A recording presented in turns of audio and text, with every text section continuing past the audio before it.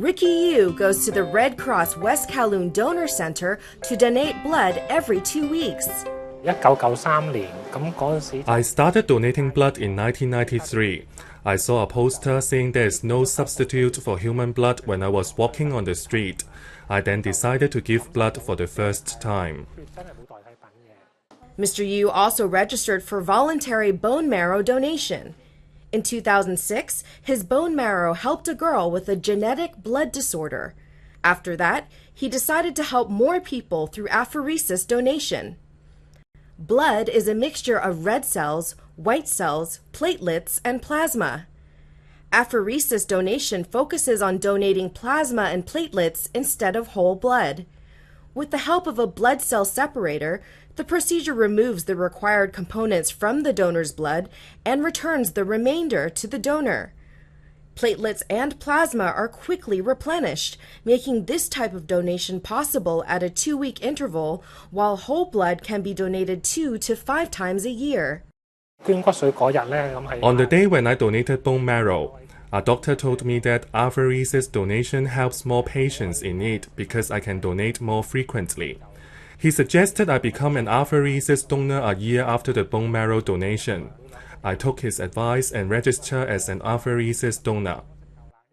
If you are 18 to 60 years old, weigh more than 60 kilograms, have donated whole blood without adverse reactions, and are willing to donate blood at least once a month, you can be an apheresis donor. For 2016, there were about 7,600 apheresis donations in Hong Kong. For whole blood donation, the total attending number of donors in the year was more than 328,000, an increase of 2.1% when compared to 2015. However, blood inventories still remain low due to 2 main reasons. One is Hong Kong's aging population.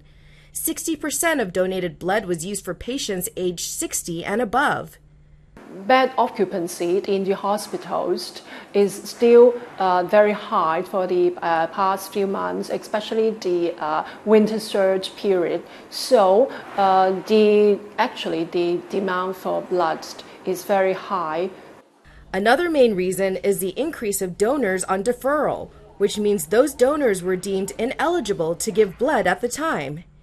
In 2016, there were more than 70,000 deferral cases. One of the major deferral causes is the failed hemoglobin test, the HB screening test of the donors. Because for potential donors with only hemoglobins at the borderline low level, they may not detect any discomfort. They may just do not feel any disturbance in their daily lives. We believe that the cause for the marginal hemoglobin level for them is due to iron deficiency. So we encourage them to take more iron-rich food.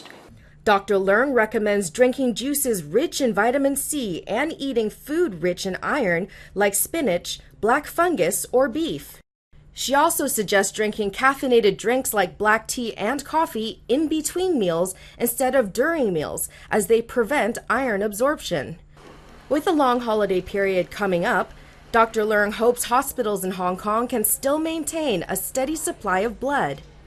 This year's Easter holidays last for 4 consecutive days in April. So we believe many holidaymakers will go out of town, and thus it is predicted the blood donors and the blood collection number may drop. We appeal to the public for giving blood during the coming Easter holidays.